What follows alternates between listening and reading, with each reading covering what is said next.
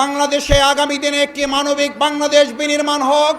তারা এই গণভোটের মাধ্যমে মানুষের অধিকারের প্রতি তারা শ্রদ্ধা দেখাতে চায় না। যারা গণভোট চায় না, মূলত তারা জনগণের গণশত্রুতে পরিণত হয়েছে। গণভোটের বিরোধিতাকারীরা জাতির শত্রু, গণগণের শত্রু। আমার ভাই এবং বন্ধুগণ, আমরা গণভোট চাই কেন? আমরা গণভোট চাই পোস্টার লাগানো হলে আপনারা দেয়ালে দেয়ালে দেখবেন একজন আর পোস্টারের উপর আর একজন পোস্টার লাগিয়ে দিচ্ছে। সকালে ব্যানার লাগালে দুপুরে ব্যানারগুলো খুলে ছিঁড়ে ফেলে দেওয়া হচ্ছে। আমরা জানতে চাই প্রশাসনের কাছে, যদি আজ ব্যানারের নিরাপত্তা না থাকে, পোস্টারের উপর আর একজন পোস্টার লাগিয়ে দেয়, এই রাজনৈতিক সৌজন্যতা যারা দেখাতে পারে না, তারা জনগণের ভোটের প্রতি সৌজন্যতা কি করে দেখাবে? অত্যন্ত দুর্ভাগ্যের ব্যাপার। আমি দু একজনের কাছে ফোন করে জানতে চেয়েছিলাম, ঢাকা সহ সারা দেশে আমাদের পোস্টারগুলোর উপরে পোস্টার লাগান, আর কোনো জায়গা কি আপনাদের চোখে পড়ে না?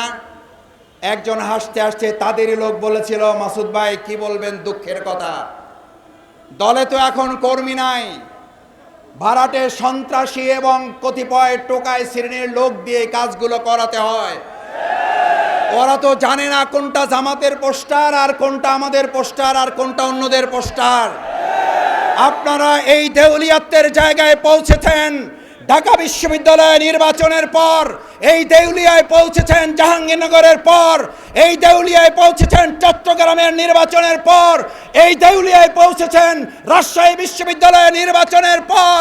এখন জাতীয় অপেক্ষায় আছে। জাতীয় নির্বাচনের পর আপনারা জাতীয় দেউলিয়ায় পরিণত হবেন।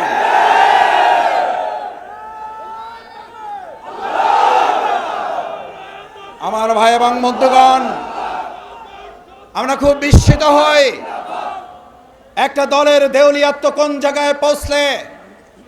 আপনারা যখন কথা বলেন গণভোট এবং জাতীয় ভোট একই দিনে অনুষ্ঠিত হবে, গণভোট এবং জাতীয় ভোট একই দিনে অনুষ্ঠিত না হয়ে গণভোট আরো 15 দিন পরে অনুষ্ঠিত হওয়ার মধ্যে পার্থক্য কি? এইটা একজন সাধারণ সম্মানিত রিকশাওয়ালা বোঝে, কিন্তু আমাদের বড় দল যারা ক্ষমতায় চলে গেছে মনে করে তারা বুঝতে পারে না। আপনারা যে বুঝতে পারেন না তা নয়, আপনারা বুঝেও না বুঝার ভান করেন, এই কথাটা জাতি বুঝতে পেরেছে। গণভোটের মাধ্যমে দাবি আদায় করা ছাড়া বাংলাদেশের মানুষ আগামী দিনে জাতীয় নির্বাচন হতে দেবে না। হতে যে দেবে না। 4টা বিশ্ববিদ্যালয় নির্বাচনের পর মাথা এমন গরম হয়েছে, এখন মসজিদে ইসলামপন্থী এবং দেশপ্রেমিকদের উপরে হামলা শুরু করেছে। পরিষ্কার বার্তা দিতে চাই, প্রধান অতিথি কথা বলবেন, 24 ঘন্টার মধ্যে নোয়াখালীর সন্ত্রাসীদেরকে গ্রেফতার করতে ব্যর্থ হলে পরবর্তী দায় সরকারকে নিতে হবে। উপদেষ্টা যিনি মাননীয়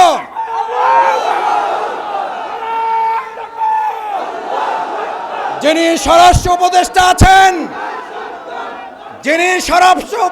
আছেন, যদি আপনারা মনে করেন দলকানা প্রশাসন হবেন, দলকানা প্রশাসন মানবে না জনগণ। দলকানা প্রশাসনের চরিত্র কি এবং তাদের পরিণতি কি? 2024 সালের জুলাই আগস্টে শুধুমাত্র শেখ হাসিনার বিরুদ্ধে লড়াই হয় নাই, লড়াই হয়েছিল দলকানা প্রশাসনের বিরুদ্ধেও। শেখ হাসিনাকে দেশ ত্যাগ করার আগেও দলকানা প্রশাসনকে পিলারের খাম্বার সাথে ঝুলিয়ে রেখেছিল জনগণ। আমি সেই পরিণতির দিকে প্রশাসনকে খেয়াল করার অনুরোধ করতে চাই।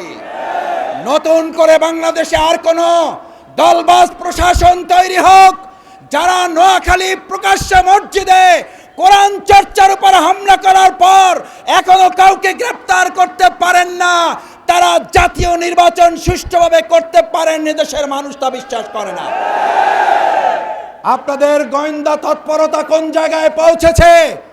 একের পর এক জাতীয় গুরুত্বপূর্ণ স্থাপনায় অগ্নিসংযোগ হচ্ছে, দুর্ঘটনা ঘটছে। আমরা মনে করি বর্তমান সময়ে যারা আর নির্বাচনে ভালো ফল করতে পারবেন না বলে হতাশ হয়ে পড়েছেন, তারা সহ ফ্যাসিস্টদের কিছু প্রশাসনের অংশের সম্মিলিত তৎপরতায় এই কার্যক্রম হতে পারে বলে দেশবাসী মনে করে। স্পষ্ট কথা বলতে চাই, এগুলো বন্ধ করুন, না হলে আবার জুলাইয়ের মতো আমরা রাজপথে নেমে জনগণকে সাথে নিয়ে প্রতিরোধ করে তোলা হবে, প্রতিবাদের আগুন জ্বালানো হবে, জনগণের অধিকার আদায়ের জন্য আবার জীবন বাজিয়ে রাখা হবে। সেই আহ্বান দেশের আগামী দিনে একটি মানবিক বাংলাদেশ বিনির্মাণের নিরলস প্রচেষ্টা চালিয়ে জাতীয় ভূমিকা পালন করছেন জননেতা জনাব মাওলানা রফিকুল ইসলাম খান, সংগ্রামী সহকারী সেক্রেটারি জেনারেল, উপস্থিত জামাত ইসলামী ইসলামী ছাত্র শিবিরের নেতৃবৃন্দ, সাংবাদিক বন্ধুগণ, ঢাকাবাসী, আইন শৃঙ্খলায় নিয়োজিত সদস্যবৃন্দ, আমি আপনাদের সামনে বিশেষভাবে দুটো কথা বলে আমার সংক্ষিপ্ত বক্তব্য শেষ করতে চাই। সম্মানিত ভাই এবং বন্ধুগণ, আপনারা জানেন 2024-এর জুলাই আগস্টের গণ অভ্যুত্থানের মাধ্যমে যে নতুন বাংলাদেশ আল্লাহ সুবহানাহু ওয়া তাআলা আমাদেরকে উপহার দিয়েছেন, অসংখ্য শহীদ, হাত এবং পা হারা পঙ্গুত্ব বরণকারী জুলাই যোদ্ধাদের মাধ্যমে সেই বাংলাদেশকে মানবিক একটি বাংলাদেশে বিনির্মাণ করার জন্য বাংলাদেশ জামাত ইসলামী শুরু থেকেই আমরা আমাদের কার্যক্রম পরিচালনা করে আসছি।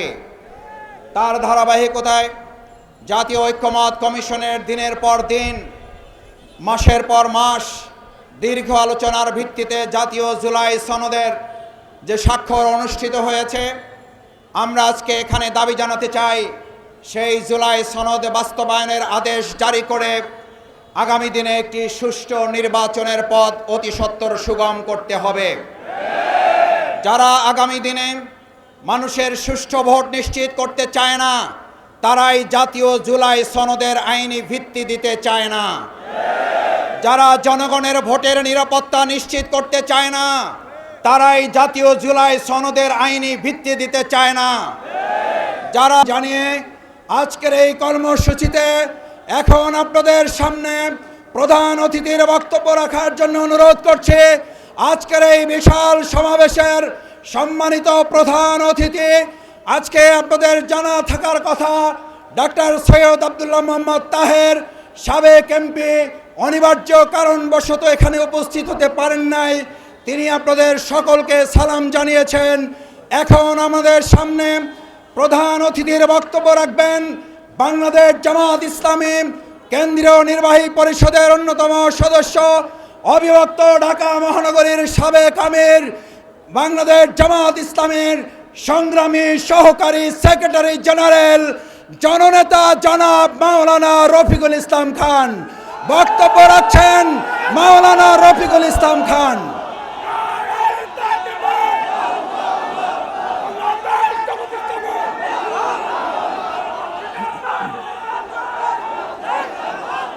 আলহামদুলিল্লাহ রাব্বিল আলামিন, আসসালাতু ওয়াসসালামু আলা রাসূলিহিল কারীম ওয়া আলা আলিহি ওয়া সাহবিহি আজমাইন।